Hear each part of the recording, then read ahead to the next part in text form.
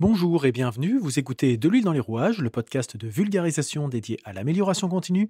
Je suis Nicolas Frébourg et pour ce 22e numéro, je vais vous présenter le SWOT. Le quoi?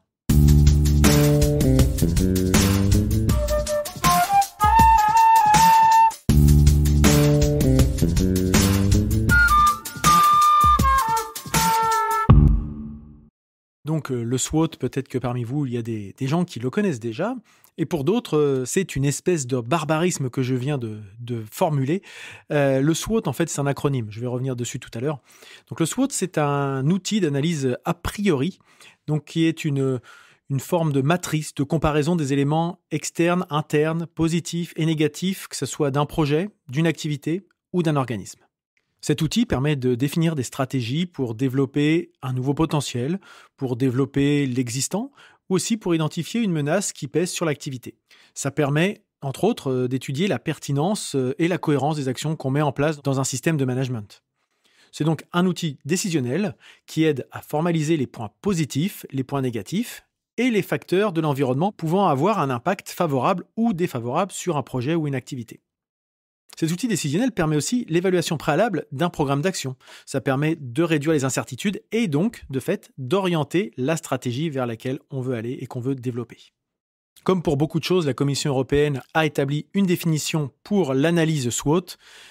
C'est donc un outil d'analyse stratégique qui combine l'étude des forces et faiblesses d'une organisation, d'un territoire, d'un secteur, avec celle des atouts et des menaces de son environnement afin d'aider à la définition d'une stratégie de développement.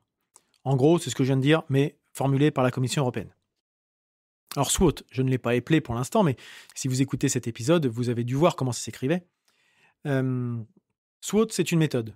Et conduire une analyse SWOT, ça consiste à effectuer deux diagnostics, comme j'ai déjà un petit peu évoqué. Un diagnostic externe, qui identifie les opportunités et les menaces présentes dans l'environnement.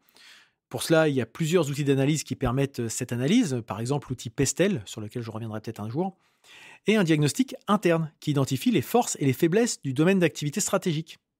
Une analyse SWOT, c'est un outil pratique dans le diagnostic et l'analyse stratégique. Ce qui est intéressant surtout, c'est son format synthétique. Je parlais dans l'épisode précédent consacré aux lois du temps de la matrice d'Eisenhower. Sur la forme, ça y ressemble quand même beaucoup. C'est-à-dire que c'est un tableau comportant une grille composée de 4 grandes cases. Et donc, dans chaque case, on classe, selon l'acronyme SWOT, les forces, strength, les caractéristiques intrinsèques de l'entreprise ou du projet qui lui donnent finalement un avantage sur les autres. C'est bien ça. C'est pas, la force, c'est par rapport à la concurrence, par rapport à l'extérieur, à l'environnement. La deuxième case, c'est pour les faiblesses, weakness. Dedans, on met les caractéristiques qui désavantagent l'entreprise ou le projet par rapport aux autres, encore une fois. O pour opportunité, opportunities. Ça, c'est pas trop compliqué, la traduction. Dans cette case, on met les éléments de l'environnement, donc externes, que l'entreprise ou le projet pourrait exploiter à son avantage. Et la dernière case, ce sont les menaces, threats, les éléments de l'environnement toujours externes, donc, qui pourraient causer des problèmes à l'entreprise ou au projet. Et toutes ces forces, faiblesses, opportunités et menaces sont des sujets en cours ou à venir. L'idée, c'est d'anticiper aussi.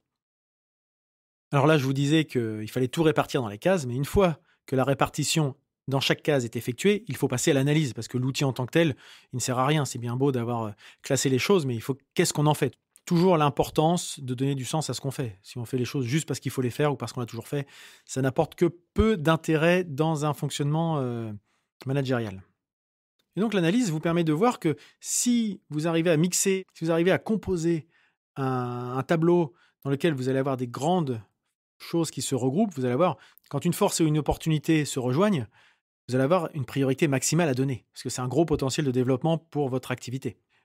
Si vous avez des forces face à des menaces, la question à se poser, c'est comment faire en sorte de mobiliser vos forces pour répondre à cette menace, qui peut être la concurrence, la conjoncture, etc. Si vous avez une faiblesse et une opportunité, la question à se poser, et surtout l'action à mettre en œuvre, c'est qu'est-ce qu'il faut qu'on mette en place pour pouvoir saisir ces opportunités, connaissant nos faiblesses dans le domaine. Alors ça peut être gagner en compétences, développer des outils, augmenter son effectif, des choses comme ça. Voilà, ça, ce qui nous permettrait de pouvoir saisir quelque chose qui, pour l'instant, ne nous est pas favorable parce que nous manquons de ressources, de force en interne. Nous avons effectivement des faiblesses. Puis enfin, quand quelque chose regroupe Une faiblesse dans un contexte de menace, c'est une situation qui peut devenir dangereuse pour l'avenir de projet. Donc, ce sont des sujets à prendre en compte de façon importante également.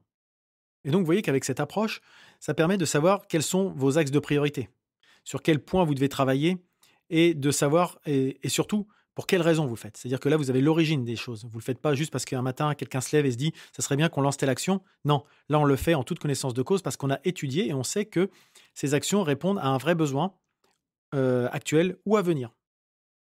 Alors bien sûr, dans cette méthode, il y a des critères indispensables pour bien l'utiliser, notamment l'importance de bien poser les questions, ne pas les orienter, ne pas trop s'éparpiller et éviter que l'analyse soit finalement trop globale.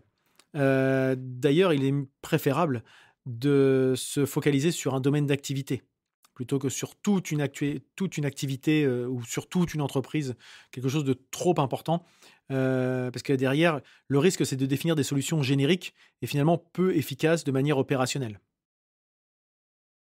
D'ailleurs, aussi, ce qui est important, c'est qu'au sein d'une entreprise, les différentes forces, faiblesses, menaces et opportunités ne sont pas nécessairement les mêmes d'une activité à une autre, d'un service à l'autre. Donc, d'où l'intérêt de ne pas vouloir faire trop générique, parce que c'est le risque de passer à côté de certains sujets. Et bien sûr, dans la façon de poser les questions, je l'évoquais un peu tout à l'heure, c'est se positionner à court, moyen et long terme, et pas uniquement à l'instant T. Autre critère indispensable pour bien utiliser la méthode, c'est la nécessité d'être le plus objectif possible. Ne pas fausser les réponses en fonction de ce qui nous arrange. Et donc, ne pas minimiser ou maximiser une situation plus qu'elle ne l'est réellement. Parce que là encore, le risque d'avoir une analyse fausse et donc de mettre en place des actions inefficaces.